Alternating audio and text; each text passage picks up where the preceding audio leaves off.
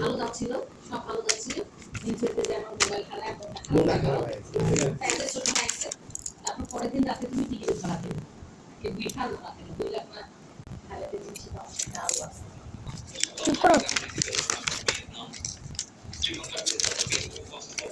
রাত 12:30 বাজে দুয়া তুমি হাতে নিজে খাইয়া নিও আমি ঘুমাবো।